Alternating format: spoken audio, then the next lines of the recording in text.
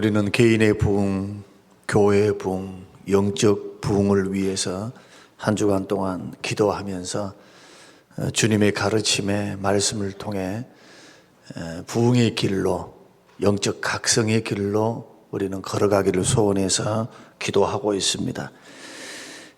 첫 번째 시간에는 미스바로 모이라. 부흥의 출발점은 언제나 회개에서부터 일어난다. 영적 자각이 일어나면 그동안 하나님 앞에 바로 서지 못한 것에 대한 자각이 일어납니다. 성령께서는 우리로 하여금 성결하도록, 거룩하도록 우리에게 도전하실 때 거부할 수 없는 회개의 은혜 가운데 회개에 들어가게 될 때, 그때 영적으로 살아나고 회복되며 하나님의 기적을 보게 됩니다. 그리고 또한 두 번째 날에는 우리의 신앙생활은 전투하는 신앙이다. 영적 각성, 부흥, 이것은 저절로 되지 않습니다. 우리가 생각할 때 신앙생활이 그냥 은혜만 받으면 저절로 될 것 같지만 사실은 은혜 받는 과정도 필요하고요. 그리고 우리가 해야 할 그런 책임도 있습니다. 오히려 기도 생활은 더 거룩한 노동이기도 합니다. 그래서 갈멜산의 영적 전쟁을 통해서 반드시 싸움에 승리를 가져가는 습관을 자꾸 들여야 된다. 지면은 회개하고 깨닫고 돌아와서 어디에서 은혜를 잃어버렸는지, 어디에서 하나님을 향한 첫사랑, 주님을 사랑했던 그 마음에서 어디서 내가 식어져 버렸는지 그것을 생각하고 찾고 회개하고 기도함으로 우리는 사단을 대적하고 또 마귀를 대적하고 언행심사 가운데 언제나 성령의 소욕을 따라서 걸어가는 그러한 영적 싸움이 반드시 필요하다. 이 과정을 통해서 성장의 길, 성숙의 길, 기적의 길, 은혜의 길로 걸어간다. 이것은 주님 부르시는 그날까지 예외 없이 우리 모든 성도님들이 가져가야 할 그러한 신앙의 자세다. 그게 바로 영적 전쟁이요 전투다고 말씀을 드렸고, 죽음은 죽으리다. 모든 문제, 우리에게 다가오는 부흥의 길, 영적 각성의 길 걸어가는데 마귀가 가만히 있을 리가 없어요. 우리가 열심히 전도하려고 하고 주의 일을 하려고 하면 마귀는 더 발악을 할 것이고, 또 우리 자신 속에 있는 자아는 끔찍히도 자신을 아낍니다. 그래서 불편한 거 못 참습니다. 손해보는 거 힘들어합니다. 희생하는 거 절대로 희생 안 하려 합니다. 육신의 본성을 가지고는 이 길을 못 갑니다. 그래서 문제는 반드시 직면하되 무엇으로 직면해야 되느냐? 기도로 직면해야 됩니다. 기도로. 기도의 의미는 늘 제가 강조했습니다. 기도 자체는 하나님 앞에 구한다라는 것보다 더 큰 뜻이 있다. 기도 그 자체는 하나님, 저는 부족합니다. 저의 힘으로는 도저히 할 수 없습니다. 내가 아무리 능력이 있다 할지라도 이 일을 이루실 분은 하나님이십니다. 철저한 자기 포기, 자기를 내놓는 작업이 기도예요. 그리고 전적인 신뢰가 기도의 의미 속에 들어가 있습니다. 하나님만이 이 일을 하실 수 있습니다. 나는 주님의 도우심, 그 은혜를 힘입어 승리하기를 원합니다. 이게 기도 생활입니다. 그러니까 자꾸 이방 종교에서 말하는 것처럼 주수를 외우는 것처럼, 주문을 외우는 것처럼 여러분 기도 생활 하지 말고, 기도 생활은 정해놓은 시간에 기도하는 것도 중요하지만 순간순간이 기도의 연장이 돼야 된다. 쉬지 말고 기도하라 라는 말씀이 그 말씀입니다. 어떤 순간 어떤 여건에서도 주여, 주님을 생각하고 주님을 찾고, 여러분의 생각이 먼저 가기 전에 주님께 묵도해서 마치 느헤미야처럼, 그 문제는 피해서는 안 됩니다. 반드시 직면해야 됩니다. 왜냐하면 우리 주님이 승리하셨기 때문에, 우리에게 승리를 보장시켜 주셨어요. 직면하면 떠납니다. 마귀도 떠나고 문제의 해결점이 보입니다. 그러나 회피하거나 뒤로 물러가거나 머뭇거리면 그 문제의 압도가 되는 겁니다. 그래서 언제나 문제는 믿음으로 기도로 직면하면 한 길로 왔다, 7길로 원수 마귀는 떠날 줄로 믿으시기를 바랍니다. 이런 과정을 통해서 고비고비를 이겨나가는 겁니다. 한순간에 부흥되는 게 아닙니다. 사도행전을 읽어보십시오. 2장에서 놀라운 성령의 역사, 성령의 임재의 역사가 일어났습니다. 그리고 기적이 일어났습니다. 안진뱅이가 일어납니다. 수많은 사람이 예수 앞으로 돌아옵니다. 그런데 사단의 하수인들은 사도들을 감옥에 가두고 매질을 하고 핍박을 하고, 그런 일들이 부흥과 더불어서 언제나 핍박과 고난과 시험이 겸하여 옵니다. 그래서 우리는 천국 가는 그날까지, 천국 가버리면야 이런 것도 없지요. 시험이 어디 있겠어요. 마귀의 역사도 없지요. 괴로운 것도 없어요. 그 나라는 슬픔도 아픔도 어려움도 없고 마귀도 없고 질병도 없고 부정적인 것도 없고 온통 하나님 은혜 안에서 영생 복락을 누리는 나라이기 때문에 우리는 그 나라를 바라보며 오늘 참고 견디고 기도하고 주의 은혜를 구하면서 지금 사명의 길, 소명의 길을 걸어가고 있는 거예요. 지금 이 길에 왜 넘어짐이 없겠습니까? 왜 인간의 한계는 없겠습니까? 시험은 없겠습니까? 몸도 아플 수도 있고, 어떨 때는 물질 문제가 우리를 발목 잡을 수 있고, 자식의 문제가, 또 영적인 침체 속에서 날마다 영적으로 성장하면 하나님 되죠, 하나님. 그러나 인간이기 때문에 영적인 성공을 가져와서도 또 영적인 침체의 길로 들어서는 때가 있어요. 이때에 우리들이 믿음으로 이겨나가는데, 우리들이 끝까지 포기하지 않고 걸어갈 수 있는 길이 바로 자신을 부르신 하나님에 대한 소명입니다. 소명. 소명감. 나를 부르신 이가 누군가예요. 나를 구원하신 분이 누구인가? 구원하신 그분이 우리에게, 나에게 무엇을 주셨는가? 직분을 주신 이가 누구인가? 은혜를 주신 이가 누구인가? 구원을 주신 이가 누구인가? 우리는 주님으로부터 나는 직분을 받았다. 주님으로부터 사명을 받았다.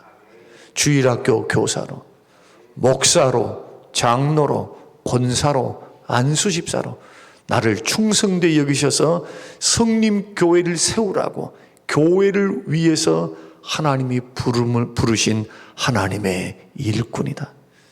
이 소명이 있어야 고난을 이깁니다. 사람이 자기의 정체성을 알아야 목숨을 걸 수가 있어요.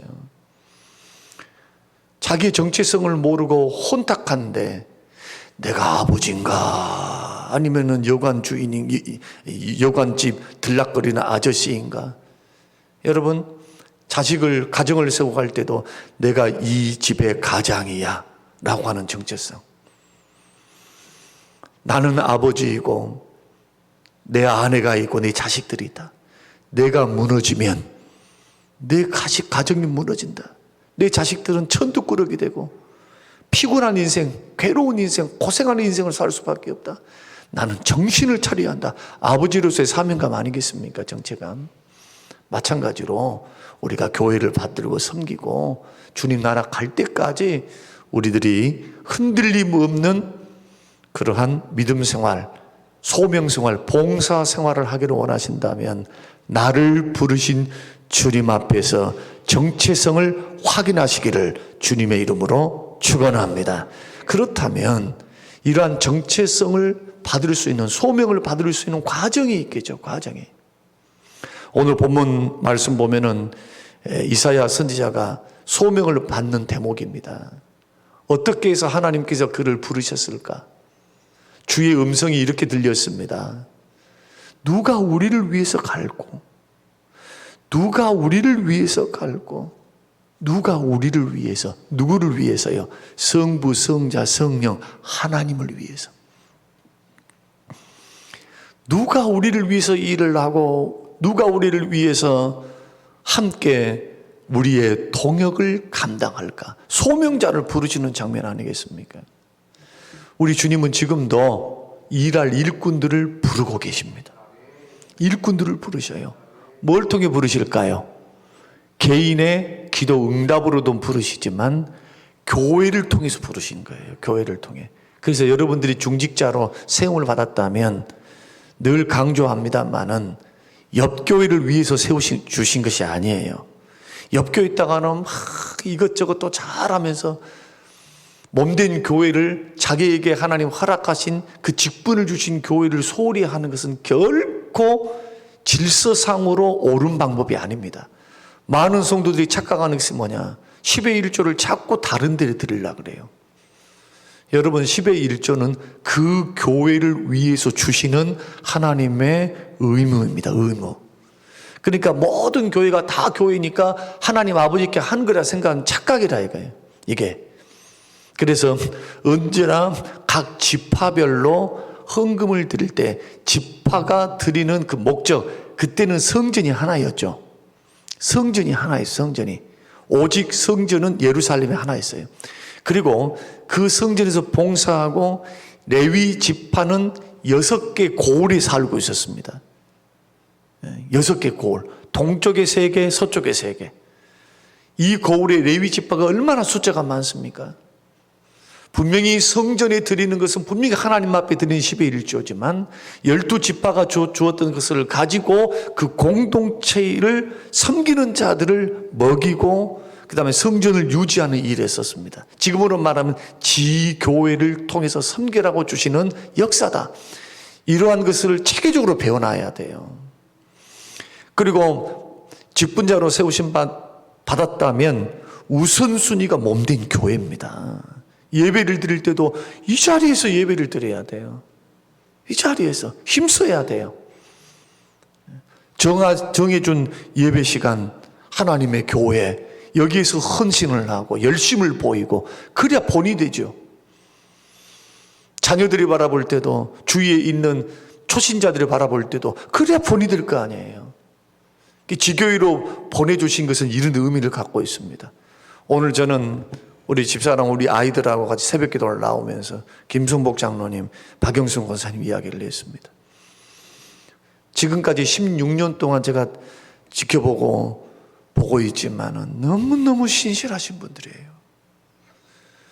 아마 기름값만 해도 차 1-2대는 뽑았을 겁니다.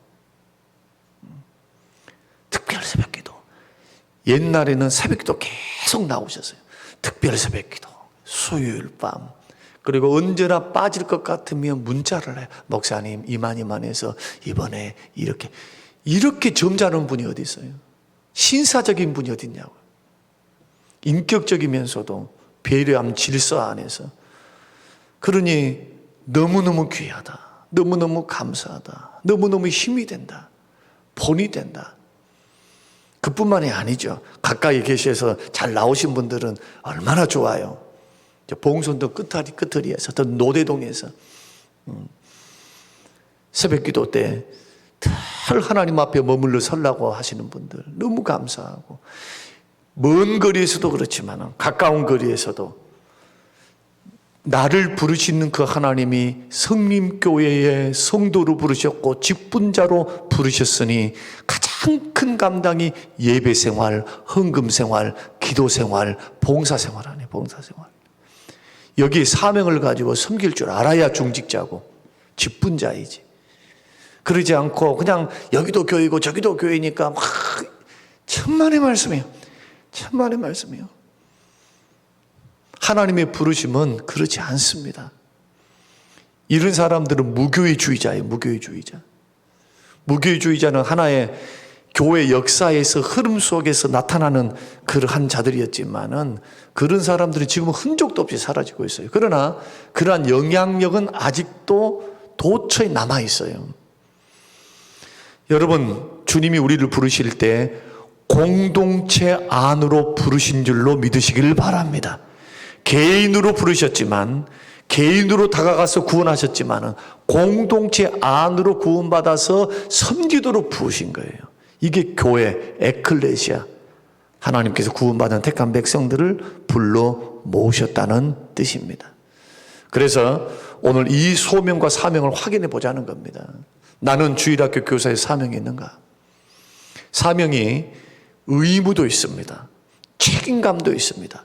기쁨과 감사함으로도 감당하지만 어제 말씀이 우리 주일날 하나님의 영광을 위해서 소요리 문답 1강의를 했는데 주의 영광을 위해서 영원토록 하나님을 즐거워하고 그 주님을 즐거워하기 위한 방법이 언행심사를 가져서 봉사할 때도 말씀 순종할 때도 주의 뜻을 따라서 걸어갈 때도 자원하는 마음 기쁨으로 감사함으로 만족함으로 나를 사용해 주신 그 하나님, 나를 일꾼으로 삼아 주신 그 은혜에 감사해서 늘 십자가의 은혜를 생각하면서 나 같은 것이 뭔데 주님이 이렇게 나를 사랑하사 주의 종이 되게 하시고 직분을 주시고 천하보다도 귀한 영혼들 생명값으로 주님의 목숨값으로 세워놓은 하나님의 몸된 교회를 다스리고 섬기도록 나를 불러주셨다니 이 속에 뭐가 느껴집니까?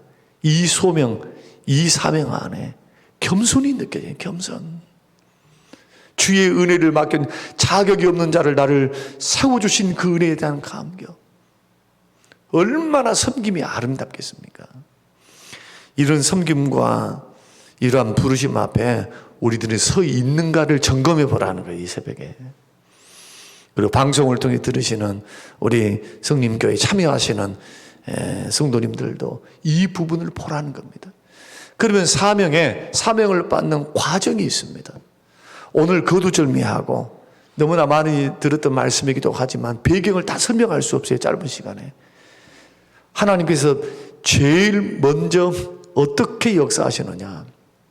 우시야가 죽던 때에 성전에서 이사야가 섬기고 있었습니다. 예배로 기도로 하나님을 부지런히 섬기고 있었어요.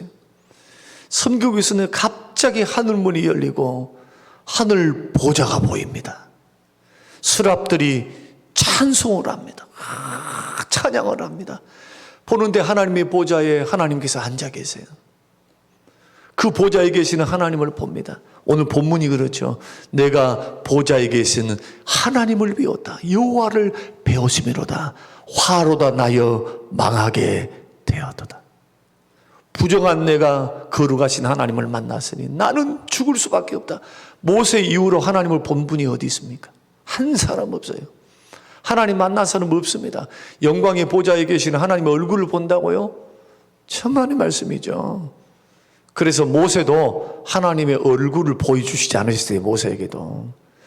뒤에서 하나님이 지나가시는 것을 보고 지나가신 것을 뒤쪽에서 뒷모습만 보게 되는 그러한 모세에게도 그렇게 역사하셨는데 하나님의 보좌를 봐버렸으니 죽게 되었다, 망하게 되었다, 나는 이제 죽은 목숨이다 라고 통곡하고 있을 때에 제단 숯불에 핀 숯을 가지고 이 천사가 하나님의 명령을 듣고 이사야에게 내려와서 그 부젓가락으로 입술에 따가게 숯불을 탁 쥐져버리는 거예요.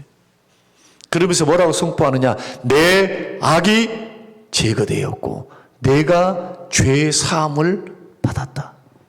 그 다음에 8절에 음성이 들립니다. 누가 우리를 위해서 갈고? 누가 우리를 위해서 일할까? 누가 우리를 위해서 갈고? 그러면 오늘 이 말씀은 우리에게 이런 도전을 줍니다. 첫째는 우리가 먼저 알아야 될 것은 우리 모두는 부정한 죄인이라는 겁니다. 예수 믿고 나도 신분상으로는 의인, 따라서 한번 해보십시다. 신분상으로는 의인이지만 상태상으로는 죄인입니다. 신분상으로 의인을 가리켜서 칭이라 말을 해요. 예수 믿으면 신분상으로 하나님의 법정에서 의롭다고 여겨주시는 신분, 이것을 통해서 하나님 자녀가 돼요. 그러나 왜 죄인입니까? 상태상으로는 죄 짓고 살거든요. 여기서 오늘 은혜를 받았다 해서 밖에 나가면은 가만히 있는 것이 아니고 또 죄 지어요. 그래서 우리의 지금의 상태는 의인이면서 죄인입니다. 루터가 말한 대로. 그리고 우리는 구원의 완성, 거룩한 완벽한 죄가 사라지는 성화, 영화의 길을 걸어가기 위해서 지금 믿음의 선한 싸움을 싸우고 있고, 지금의 우리의 상태는 어떤 상태냐? 의인이면서 죄인이면서 우리는 거룩을 향해 나아가는, 구원을 이루어가는 것, 이것을 구원을 이루어간다, 이렇게 성경은 표현합니다. 지금 자꾸 죄를 벗어가고 있는 상태예요. 성령의 역사, 말씀 순종을 통해서, 기도 생활을 통해, 회개 생활을 통해서 점점 예수 닮아가고 못된 성품과 자아와 죄된 것을 자꾸 벗어나가는 것. 이것이 계속적인 씻음, 성화의 과정, 이것을 디도서가 너무나 잘 말씀했습니다. 부족한 죄인이 깨끗함을 받지 않고서는 하나님 앞에 나아갈 수도 없고 교제할 수도 없고 섬길 수 없다. 이것을 디도서 3장 5절 한번 찾아보십시오. 자, 디도서 3장 5절 중요하니까 다 찾으세요. 디도서 3장 5절 그리고 함께 읽겠습니다. 자, 디도서 3장 5절 같이 읽겠습니다. 우리를 구원하시되 우리가 행한 바 의로운 행위로 말미암지 아니하고 오직 그의 긍휼하심을 따라 중생의 씻음과 성령의 새롭게 하심으로 하셨나니, 하나님의 은혜로 우리를 씻어주시는데, 십자가의 공로를 통해서 우리를 구원하시고 죄사함을 주시는데, 그 은혜가 두 가지로 나타난, 첫째는 중생의 씻음이라고 하는 것은 거듭남을 말합니다. 거듭남은 언제 이루어집니까? 예수 믿을 때. 예수 믿을 때 성령이 우리 안에 내주하시고 우리는 거듭나게 되고, 성령이 새롭게 하심으로 나타나는데, 성령의 새롭게 하심은 무슨 역사입니까? 성화의 역사. 성령께서 우리를 점진적으로 우리를 거룩하도록 우리를 인도해 가십니다. 이때 우리에게 필요한 게 뭐냐? 우리의 순종입니다. 성령께서 자꾸 말씀과 기도를 통해서, 말씀을 통해서, 성령의 감동을 통해서 죄를 지적하면 회개할 줄 알아야 되고, 말씀을 생각나게 해서 선과 악을 분별하게 할 때 선에 대해서는 순종을 해야 돼요. 우리의 의지를 가지고 해야 돼요. 우리의 의지. 악에 대해서는 싸워야 돼요. 죄와 대해서는 피 흘리기까지 대항하면서, 싸우면서, 넘어지면 회개하고 다시 일어서서 주의 은혜를 바라보고, 이런 과정이 반복되면서 점점 거룩해져 갑니다. 이런 과정이 없이는 주님 앞에 쓰임을 못 받습니다.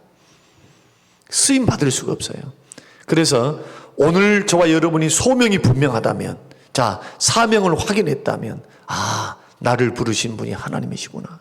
구원의 길로 인도하셨고 나로 하여금 일꾼 삼으셔서 직분 주셔서 감당하도록 은혜를 주셨구나. 이 확신이 분명히 왔다면, 지금 저와 여러분들 해야 될 것이 뭐냐? 부흥을 가져오기 위해서, 그리고 하나님 앞에 능력 있게, 성령의 도구로 능력 있게 쓰임받기 위해서는 해야 할 게 있어요. 그게 뭐냐 하면은 우리 한번 더 찾아봅니다. 디모데후서 2장 20절 다 찾으십시오. 디모데후서 2장 20절에서 22절. 하나님은 거룩해진 다음에 소명을 주시지 더러운 그릇 절대 쓰지 않습니다. 깨끗하지 않는 그릇 주님 쓰시기에 합당하지 못합니다.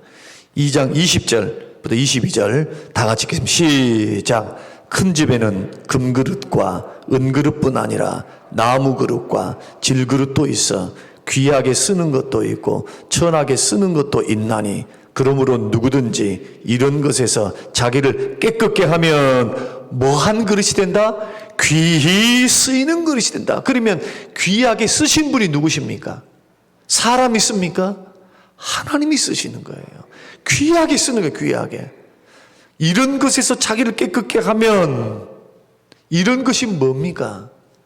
죄악된 것에서, 성경이 디모데후서 1장과 2장에서 밝히고 있는 이 죄들, 인격적이며 도덕적인 죄들, 하나님 앞에 불순종한 죄들, 언행 심사를 가져가며 자꾸 주의 뜻이 아닌데 악은 모양이라도 버려가야 되는데 그것을 품고 있는 죄들, 이것이 쌓이고 쌓이고 쌓이면 주님이 그 그릇을 쓰실 수가 없어요. 여러분, 지금껏 저는 목회를 해오면서 많은 사람들을 보지만 대부분 넘어진 사람 보세요. 죄 때문에 넘어져요. 회개의 기회를 주는데 끝까지 고집 피우니까, 그것이 들통이 나서. 그래서 그 고귀했던 그 직분에서 고귀하게 쓰임받았던 그 일에서 낙동강 오리알로 뚝 떨어져 버린 사람 많습니다. 많아요. 이 부분을 우리들이 조심하면서 걸어가셔야 돼요. 그러니까 우리들이 깨어서 경성하고 긴장한다라고 하는 것은 사람들과의 관계만이 아닙니다. 하나님 앞에서 내 자신이에요. 누가 보지 않아도 하나님 앞에서 내 언행심사를 하나님 앞에 깨끗한 그릇으로 회개 생활을 하고 절제를 하고 나를 날마다 자기를 쳐서 복종시키는 그러한 삶을 살아가고 있는가, 이걸 점검해 보셔야 돼요. 똑같은 말이어도 말이 아니에요. 죄된 말이 있을 수도 있고 덕이 되는 말이 있을 수도 있을 것이며, 행동도 마찬가지. 주의 뜻에 부합하는 행동이 있을 것이고 주의 뜻대로 가지 않는 행동이 있을 거라는 거예요. 그것을 말씀의 기준 앞에, 성령의 역사 앞에 점검해 가면서 자기 자신을 점검해 가면서 거룩하게 유지해 가는 것. 그래서 성결이 능력입니다. 거룩해야 쓰임 받아요. 그 다음에 보십시다. 자, 주인의 쓰심에 합당하며. 이런 사람이 합당하죠. 이런 사람이 자꾸 보십시오. 교회 안에서 쓰임받는 사람들을 대부분 보십시오. 아름답게 쓰임받은 분들은 두 가지 특징을 가져요. 첫째는 신앙이 좋다. 두 번째는 인격이 아름답다. 신앙이 좋고 인격이 아름다워요. 표도 많이 나와요, 이런 분들은. 그래서 자꾸 우리가 도덕 수양하자는 그런 뜻이 아닙니다. 막 도덕적인 수양을 통해서 안 돼요, 안 돼. 그것은 유교에서 말하는 것, 인본주의에서 말하는 것. 우리의 거룩함은, 우리가 점점점 변하는 것은 성령의 역사와 말씀과 기도 외에는 없어요. 말씀과 기도로 거룩하여지니라. 할렐루야. 말씀과 기도와 성령의 역사 아니면 깨끗해질 수도 없고 고칠 수도 없어요. 그래서 말씀과 기도를, 그렇게 성령의 역사를 강조하는 겁니다. 기독교 신앙은 이것 빼버리면 시체예요, 시체. 신앙생활 껍데기 하는 거예요, 껍데기. 말씀 생활, 기도 생활, 성령의 충만을 받아서 자기 자신을 극복하고 성령의 능력을 받아서 내 생각과 내 마음을, 감정을 컨트롤을 하고, 그 컨트롤이 행동으로, 선한 행동으로 나오는 성령의 열매를 맺어가는 신앙생활. 그래서 사도 바울은 자기를 쳐서 복종시키는데 남들에게 복음을 전해서 다 구원을 시켜놓고 나는 버림을 받을까 두렵다. 고린도전서 9장과 10장을 통해서 말씀하는 내용 아닙니까? 나는 날마다 죽노라. 나는 날마다 나를 쳐서 복종시킨다. 그 다음에 마지막 부분에 모든 선한 일에 준비함이 되리라 그래요. 주의 일을 하려고 하는 사람들은 자기를 깨끗게 하셔야 돼, 자꾸. 그래서 어떤 이런 말도 있어요. 오이밭에서는 갓근도 고치지 마라. 휙 지나가야지. 거기서 가끗이나 무슨 옷을 여며매면은 뭔 일 있었어? 멀리서 보는 사람들 그러지 않겠습니까? 그만큼 교회 생활, 신앙 생활 할 때는 조금 이게 제약인 것 같지만 사실은 이것이 영적으로 승리하는 방법입니다. 자유가 방종으로 가면 안 되고, 자유에는 반드시 규율이 있어요. 규율 안에, 그 권한 안에 있어야 자유가 자유입니다. 그래서 책임도 있는 겁니다.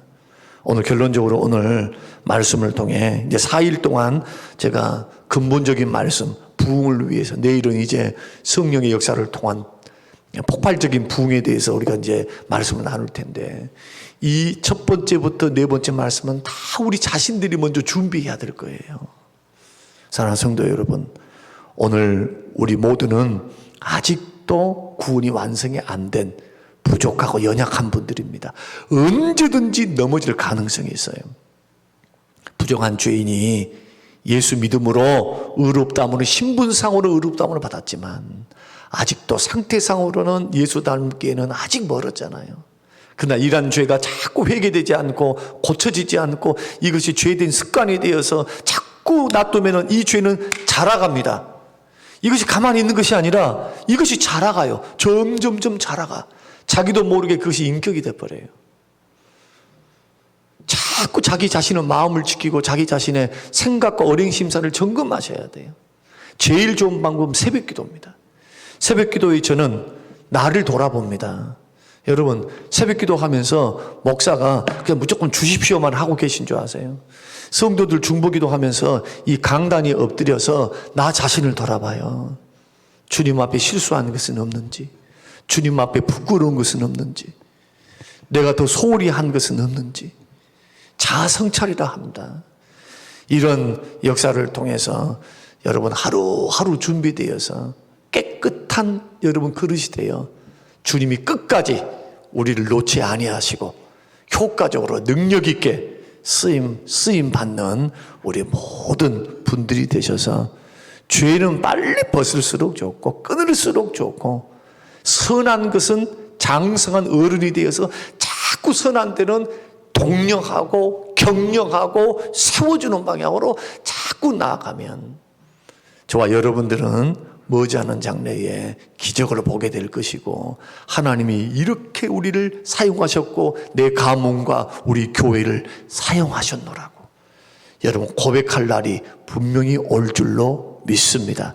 그래서 죄 지는 교회, 싸움이 많은 교회는 부흥도 안 되고 성도들이 복을 못 받아요. 그러나 부흥하는 교회, 은혜로운 교회, 말씀이 성숙한 교회는 성도들에게 간증이 넘치는 거예요. 그래서 오늘 이 원리를 절대 잊어버리지 말고 결국 신앙생활이 축복으로 연결이 됩니다. 경건생활이 축복으로 연결돼. 이것이 하나님의 방법이다. 이것을 여러분 깨우치시고 오늘 싸워야 될 싸움은 자신과의 싸움이다. 내 속에 있는 자아. 사도 바울도 남들과 안 싸웠어요. 남들과 싸울 이유가 하나도 없어. 내 속에 있는 죄성, 내 속에 있는 탐욕, 정욕, 내 속에서 일어나는 악한 것, 이것을 날마다 쳐서 복종시켜서 결국 그리스도께 복종시키는 그러한 인내의 삶, 이것이 오늘 우리에게 있어서 오늘 이 말씀이 저와 여러분에게 큰 도전이 되어서 여러분 쓰임받는 일꾼들이 되시기를 주님의 이름으로 축원합니다. 고마우신 하나님 아버지, 주시는 귀한 말씀을 듣습니다. 하나님 아버지, 이 음성이 마음에 깊이 새겨지도록 축복하여 주셔서 복 있는 사람은 죄인의 길에 서지 않고 오만한 자의 자리에 앉지도 아니하고 그들과 상종도 하지 않는 자로다. 오직 주야로 주의 말씀을 묵상하는 자로다. 주여 복 있는 자의 자리에 서게 하여 주시옵소서. 감사드리며 예수님 이름으로 기도합니다. 아멘.